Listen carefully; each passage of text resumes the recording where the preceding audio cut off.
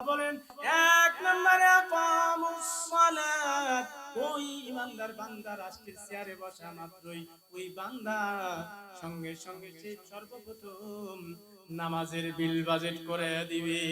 চিল্লা বলে আল্লাহু আকবার। কার কথা? আরো জোরে বলেন। সূরা হজ আয়াত নাম্বার কত? 41। আলোচনা নোট করেন, হয়তো বলেন রাজনৈতিক আলোচনা না। দেখেন আল্লাহ কত সুন্দর কথা বলতেছেন। বলে ইমানদার বান্দারাতে যখন আমি ক্ষমতা দিব, এক নম্বরে ওই ইমানদার বান্দা রাষ্ট্রের চেয়ারে বসার কারণে ওই বান্দা প্রথমে যে কাজটা করবে নামাজের বিল বাজেট করবে। দুই নম্বরে আমার আল্লাহ বলেন ওয়াতুজ যাকাত। আল্লাহু আকবার বলে ওই বান্দা দুই নম্বরে সে যাকাত এর ব্যবস্থা করে দিবে। সুবহানাল্লাহ বলেন।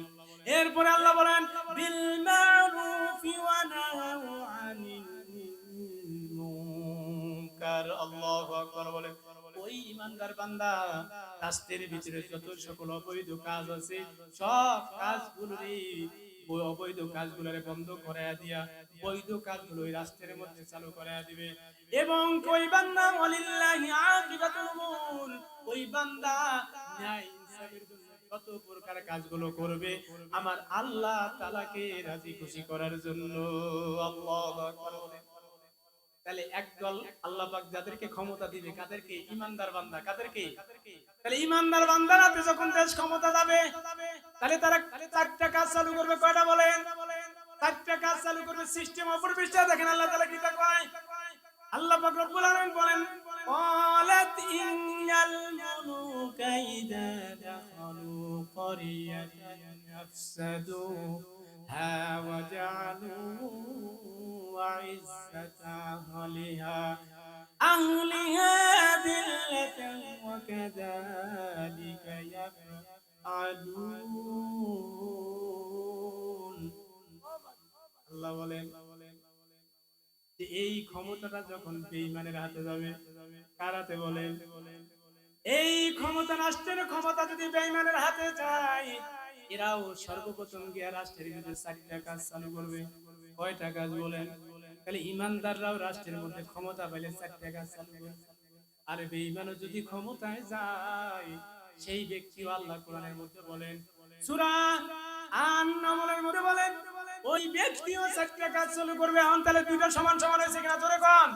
এখন বলবেন হুজুর আলোচনা তো বুঝলাম না। ইমানদার বান্দাও ক্ষমতা পাইলে চারটা কাজ করবো, আবার বেঈমান বান্দাও যদি ক্ষমতা যায় এই বেটাও দুই চারটা কাজ করবো, তাহলে আর লাভ কিটা? বলে এই ঠেললাই বেঈমানরে ভোট দেব। কথা হয় না? দুইটা যদি সমান সমান হয় কথা কন না কেন? এই যে আমার আল্লাহ তাআলা জানালেন ক্বালাত ইন্নামাল মুলুকা ইযা দাখালু ক্বরিয়া। ওই বেঈমানের হাতে যখন রাষ্ট্র ক্ষমতা যাবে ওই বান্দা ক্ষমতার আসনে বসার সঙ্গে সঙ্গে সর্বপ্রথম যেই কাজটা চালু করবে রে বাজান, ভোটের আগে যেই ওয়াদা করছে এই গদিতে বসার সঙ্গে সঙ্গে ওই রাষ্ট্রের সরকার ওই কথাটাকে সে বঞ্চিত করে ফেলবে। আল্লাহু আকবার বলে এক নাম্বার কাজ চালু করবে। কথা দিয়ে কথা রক্ষা করে নাই এমন নেতা মন্ত্রী আছে না নাই? জোরে কোন। আছে না নাই? আরো জোরে কোন। বেশি দূর যাওয়া লাগবে না। আমার বাসা কালীগঞ্জ থানা বারাজানের মাটির সন্তান আমি। আমি কুমিল্লার সন্তান না রে বাজান, আপনাদের মহল্লার আপনাদের ডিস্ট্রিক্টের সন্তান। আমার মহল্লার ভিতরে যান, আমার মহল্লার ভিতরে বর্তমানে ইউপি সদস্য যারা আছে ওই ইউপি সদস্যের একজন অন্যতম নেতা গিয়া নির্বাচনের আগে আমার বাসায় চলে গেল। ইয়া বলতেছেন হুজুর আপনারা হাত ধরে বলে রে হুজুর আমি আপনার কাছে ওয়াদা করলাম এইবার যদি আমার মেম্বারি ইলেকশনটা আপনি পাস করায় দিতে পারেন হুজুর, আল্লাহর নামের কসম করে বলে হুজুর আমি সর্বপ্রথম আমি 5 ওয়াক্ত নামাজ পড়বো। এরপরে আপনার মহল্লায় যতগুলো গরিব দুঃখী মানুষ আছে সবগুলো মানুষরে আমি সপ্তাহে কমসে কম একদিন এসে দেখা যাব। কথা কয় না? এটা আমার বারাজানের মাটির ঘটনা, আমি বানিয়ে বলতেছি না।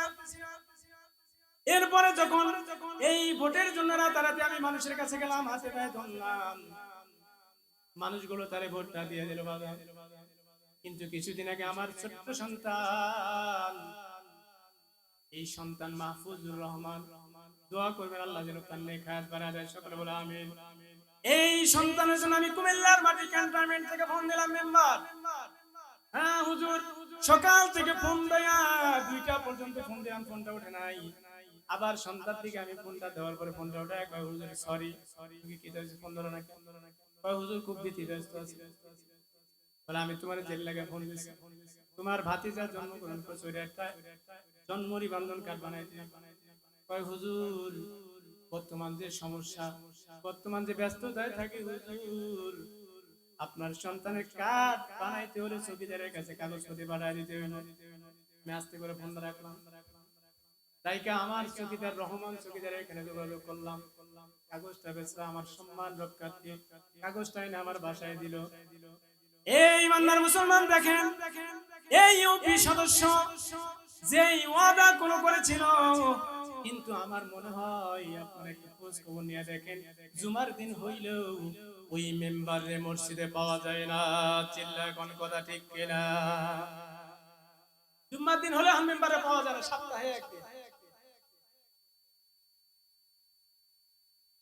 এরপরে ভোটের আগে আগে গিয়ে বলে চাচি, ও খালা, ও জেঠি, ও ভাবি, যদি আপনি আমার এই ভোটটা দেন রে ভাবি, আল্লাহর নামের কসম করে, নাউজুবিল্লাহ, কার নামের কসম করে? আল্লাহর নামের কসম করে বললাম রে ভাবি, আপনি যদি আমার ভোটে পাস করে দেন গো ভাবি, আপনারা আমি ফ্যামিলি কার্ড দিয়ে দিব। কি টাকা? ফ্যামিলি কার্ড দিয়ে দিব। আপনার পরিবার যতদিন বাঁচবে, আমি তারেক রহমান কিয়ামত পর্যন্ত আপনার আমি রিজিকের ব্যবস্থা করে দিব। এমন আছে না নাই? জোরে কোন হচ্ছে কিনা আরো জোরে বলেন। ভয় পাচ্ছেন নাকি আপনারা? ভয় আছে? আলোচনা কিসের থেকে হবে? এ সম্মানিত ভাইরা আমার, তাহলে বেঈমান লোক যদি ক্ষমতায় যায়, সর্বপ্রথম যে কাজটা চালু করে দিবে, তারা ওয়াদা দিয়ে ওয়াদা বরখেলাপ করবে। কিটা করবে কোন? এরপরে 2 নাম্বার যে কাজটা তারা করবে, ওই রাষ্ট্রের ভিতরে যে সকল সম্মানী কিছু মুরব্বী ইরানি কেরাম আছে না, জোরে কোন আছে না নাই? আগে ছোটবেলা দেখতাম বিচার করতে গ্রামের একজন পঞ্চায়েত সদস্য বলা হয়, আরো জোরে কোন পঞ্চায়েত সদস্য বা এলাকার একজন গণ্যমান্য ব্যক্তি বলা হয়। এই বেঈমান লোক যখন এই আসন গ্রহণ করবে, ওই মহল্লার পরিয়া শব্দ এখানে বড় করা বলা হয়েছে। পরিয়া মানে একটা মহল্লা বা একটা স্থান বা একটা জায়গা। আমার আল্লাহ বলেন, ওই বেঈমান লোকটা যখন ক্ষমতার আসনে যাবে রে মুসলমান, ওই লোকটা তখন ওই সম্মানের লোকগুলারে অসম্মান করে দিবে। আল্লাহু আকবার বলেন। আছে না নাই? জোরে বলেন। এমন কিছু নেতা আছে, আপনারা একটু ফলো করেন। আমার বাবার বয়সের মুরব্বী, আমি যত বড় আলেম হই না কেন, এখন কিন্তু আমার চাইতে সম্মানটা ওনার কম না বেশি? চিল্লা বলেন, কম না বেশি? এখন যদি আমি আইসে তুই আমি ব্যবহার করি, কথা কয় না?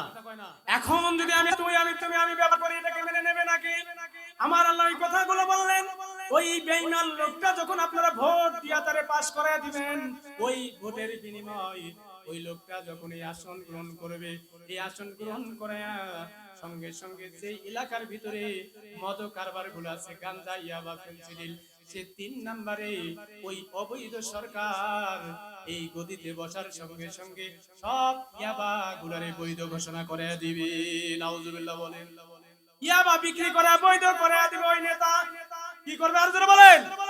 ওই নেতা যখন আসন গ্রহণ করবে, 4 নম্বর যে কাজটা করবে, ওই নেতা সব যুবক গুলারে উস্কায়া দিয়া জেনার কাজ এই মহল্লার ভিতরে চালু করে দিবে।